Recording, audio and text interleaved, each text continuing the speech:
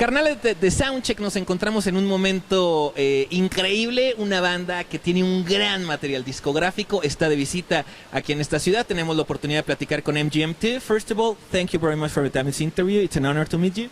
Thank you. Yeah, we're glad to be here. Cool, now tell us about this album, Oracular Spectacular. It's a great album, and I believe that every album always gives you something to learn. What could be the most important thing that you learned with this album? That we learned? Yeah. I guess trying to not take things too seriously. Right? Yeah, and but I mean, it's. Did you imagine? Did it take you to surprise the success of this album? Definitely. yeah, I think we were pretty unsure of ourselves. Like when we were recording it, we didn't think anyone was going to hear the album. We didn't really expect a lot of attention or anything. So to be going all these places and doing interviews and everything, like, because I know you're gonna be all around the world. I mean, you're going also to Japan, to Europe, to Australia. It's crazy. It is. Yeah, it's been amazing. I mean, we've been touring for a little over a year, and it's been really fun and a lot of work, but good work. Cool. Yeah. And now, when I listen to the songs of this album, I always try to imagine how was the creating process of the music of MGMT. How is the creating process? Well, for this album, we were kind of just in this room in a building in Brooklyn, and just kind of going every day at 11 a.m., sitting down with some instruments, eating bagels, and we were kind of trying to figure out how to write songs again, because we never really took that part of the band seriously. So it sounds like at the really beginning you didn't expect to be like a big band. I mean, you were trying just to experiment with sounds, isn't it? Yeah, that's true. And when did you realize, okay, this is getting bigger and bigger? I mean, probably at the beginning of this year, when we were like all of a sudden on David Letterman, kind of caught off guard a little bit, maybe. Now, also you always try to show beside music and try to express different things with your outfits, with the attitude you have. How much of important is for you not just the music but everything else around it? I think when it started out, it was a lot more just about the music, and we weren't thinking too much about how we were going to present ourselves as a band. But I think it was the kind of thing where we didn't want somebody else deciding that stuff for us, so we wanted to kind of stay in control, so we had to kind of push ourselves to come up with ideas for videos and all that.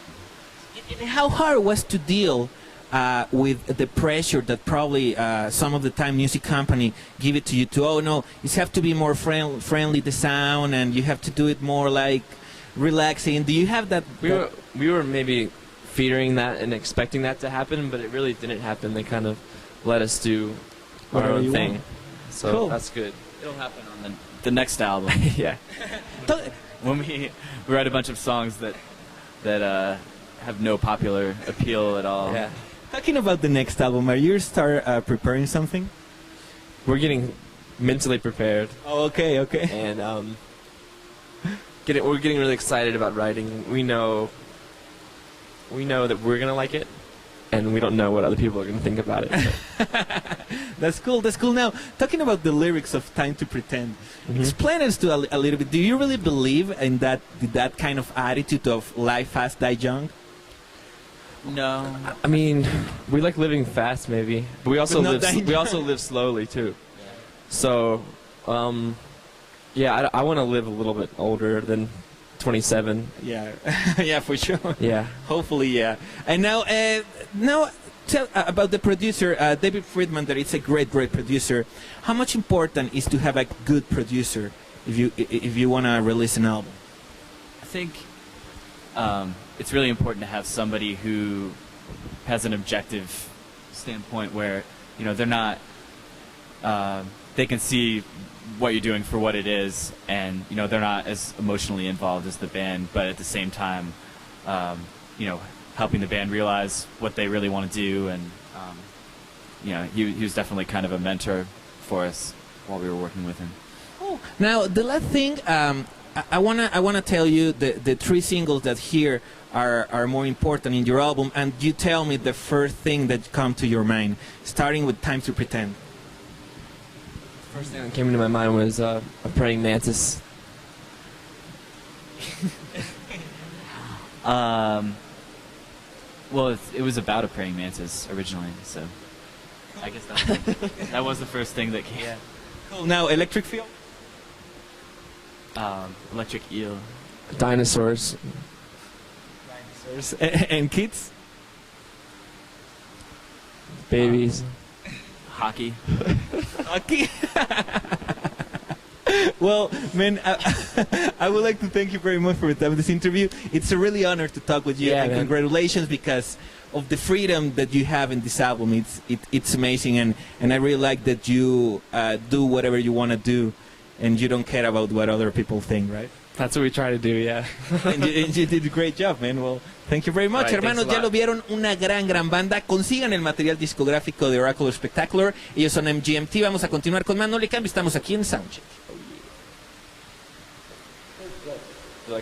Hermanos, lo logramos, Awesome. hemos llegado y estamos platicando de videos chidos ahorita en el programa, y precisamente uno de los videos más chidos en los últimos años para mí, pues obviamente es el Time to Pretend de MGMT, y tenemos la oportunidad de tenerlos aquí con nosotros. First of all, sorry about the intermission. We're totally live right now. We came in this teletransportator. Do you like the teletransportator? It's beautiful. It's beautiful. And we were talking right now in the show about great videos. And I think that one of the greatest videos that I've seen in the last probably 5 years, 8 years, is Time to Pretend videos. Tell us how do you came with the idea? Because you're showing a lot of different things in that video. Yeah. We were trying to tell a story with it, sort of. We were thinking about the apocalypse and what would happen, with survivors trying to kind of rebuild some kind of civilization, but we imagined it as this really crazy world that they're living in with like monsters that are attacking them and stuff like that.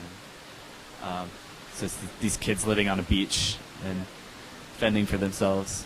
And what about the part of animation when you came with when we can see dolphins and we can see different? We were really into kind of mid to late 90s internet kind of computer graphics. Yeah. So we wanted to just have some of the CGI stuff just be kind of dated looking, but also kind of bizarre and It reminded me a little bit about kind of a Grateful Dead influence, like colorful. yeah, there's some like psychedelic imagery. Psychedelic, yeah. I mean, we referenced the Holy Mountain, the Jodorowsky movie. Yeah. And we wanted to make it kind of like tribal and bloody a little bit too. So, Cool. How much fun did you have doing that? I'd say a 10. A 10, Yeah. definitely a 10. There was something on the video that you improvised at the day of shooting. Like, okay, we're A gonna lot do of it, like that. A lot of it. The opening shot, the kind of pagan ritual looking thing, we're all kneeling down. Yeah. That was like just last minute idea. We just ran around and tried to make something look like a ritual. Well, you did a great job. It's an amazing video. Thank you very much for talk with me. Right now, I have to go back to the show in the teletransportator, but thank you for being here. Thank you. Good luck. Ok, hermanos, pues ya lo vieron. Gran video, el Time to Pretend. Ya checaron la historia y regresamos al estudio. Oh, yeah.